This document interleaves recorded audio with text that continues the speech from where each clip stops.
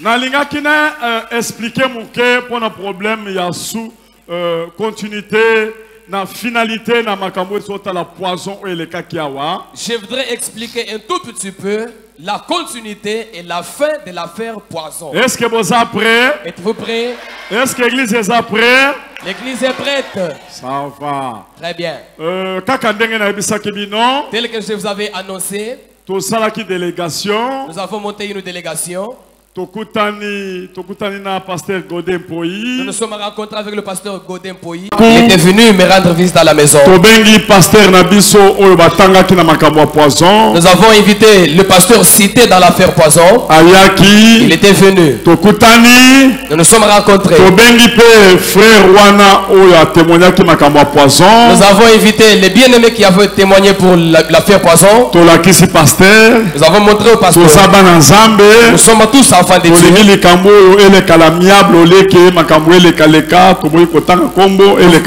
Nous voulons que cette affaire passe à l'amiable au lieu d'aller sur 4 chemins.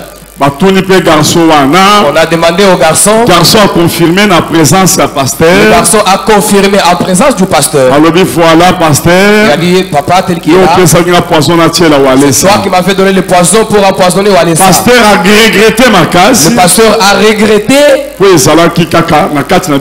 Parce que c'était entre nous. Et puis, pasteur a lobby. Et puis le pasteur a dit. À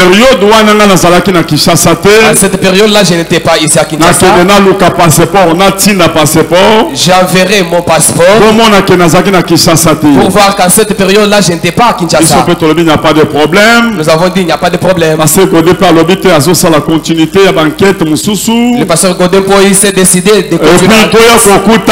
Qu'on vienne encore se rencontrer. Pasteur Godin Poyi m'a amené le passeport du pasteur. Passeport ezalaki na visa ya ba période wana elakisi que pasteur azalaki na mboka te. Le visa sur le passeport de ce pasteur là-bas montre qu'à cette période là-bas le pasteur n'était pas dans le pays. Non, le ce problème ezate. Moi il n'y a pas de problème. Ce qui est azalaki ayebi problème te. Si il connaît l'affaire, il y a pas de problème. Ce qui ayebi problème te to tikika makambo to continuer to sala enquête to tika makambo le calamiable na ndenga nzambe. Si aussi il ne connaît pas l'affaire, on abandonne tout, on laisse tomber et ça se passe à l'amiable. Moi aussi j'ai dit au pasteur Godin Poyi, je lui ai dit j'ai l'audio.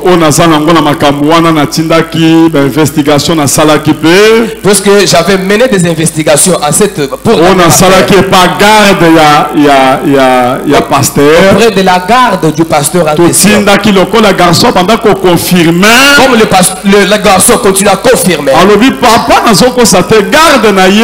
Na lupango esika tozalaki yepa banda ko futela kuna na yebiye muto banda ko aider nga to kutana na pasteur. Le garçon a dit papa je ne mens pas, c'est sa garde qui me facilitait l'entrée pour rencontrer le pasteur. Et puis totinda ki batu ba ke jour ali boso ba kutani na garde. Nous avons envoyé les gens le premier jour, ils ont rencontré la garde. Garde a lobby ya solo abanda ko kutana bango na pasteur. La garde a avoué que c'est vrai, je lui facilitais la tâche pour entrer chez le pasteur. Na na ko loba mais soki etikalika ya munoko boya ko ya ko wanga na bokende bosala neti noko ya garçon wana trésor abengi ye muto banda ko tinda ye pa bakutana na pasteur babonda la pona ye garde a confirmé pas noko que ye muto banda ko faciliter. Il faut, je dis que si ça passe comme ça sans preuve, ça ne sera pas bon. Alors allez pour avec l'oncle de ces jeunes hommes là-bas vers la garde, que la garde confirme, comme ça vous pouvez enregistrer. Yango bakende ki lisusu garde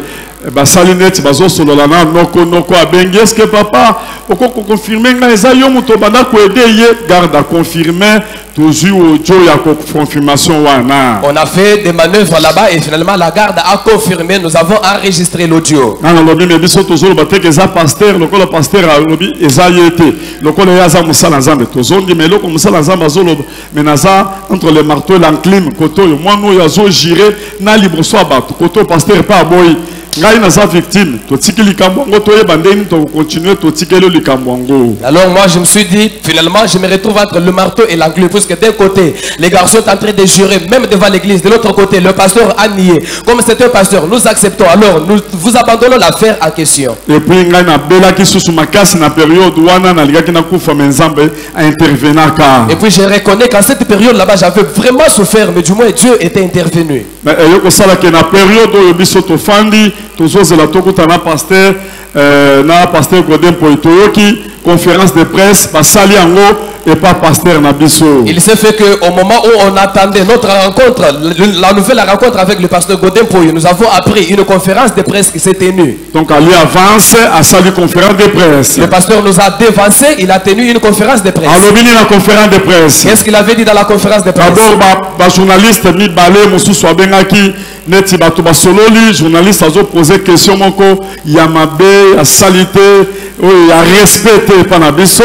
Les deux journalistes qu'il avait invités, c'est comme s'ils avaient déjà causé, puisqu'ils lui posaient des questions tendancieuses, les questions qui manquent du respect à notre endroit. Et puis pasteur ayo koloba ke pasteur wale saza problème te likaboyeli boye mais problème ezali zake ngai naza na passeport nanga ala kisi passeport à se justifier alobi ke soki pasteur wale sa alandeli garçon wana te pour ala kisa muto achaki poison te, cela veut dire un montage au basala qui contre nga. Dans la conférence de presse, le pasteur a brandi son passeport pour dire que voilà mes visas. Ça montre à cette période là-bas, je n'étais pas ici. Alors, si le pasteur Wallace n'a pas, la personne n'a pas de problème. Mais si du moins il ne suit pas le garçon là-bas pour terminer l'affaire en question, ça veut dire que c'était un montage monté contre moi.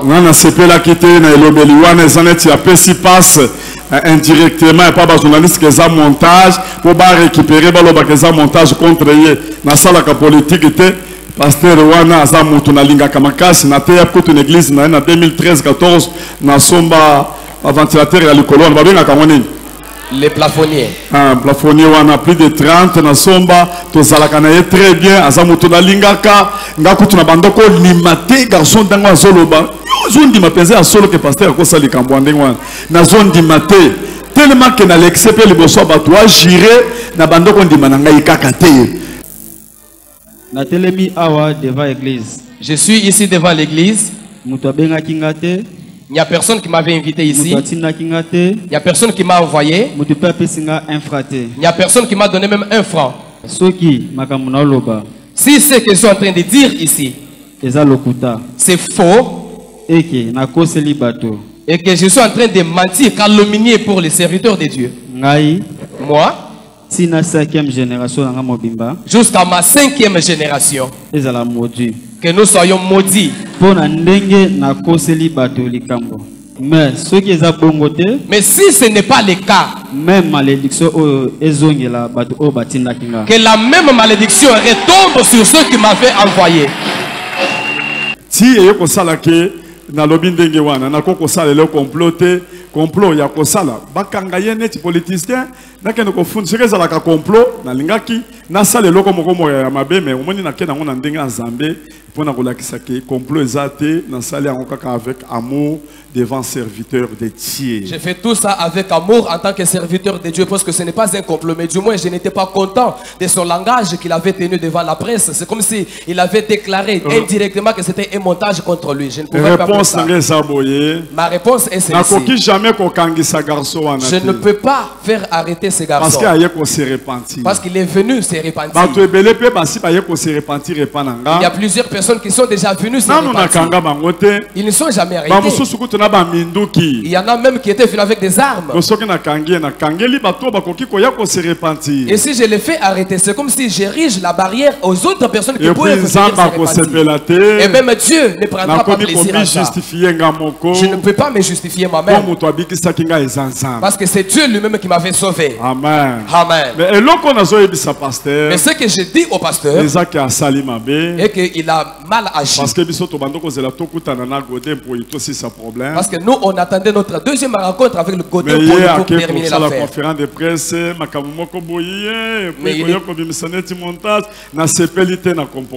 il nous a défoncé en tenant la conférence de presse pour monter des choses comme ça. En tout cas, je ne suis pas content.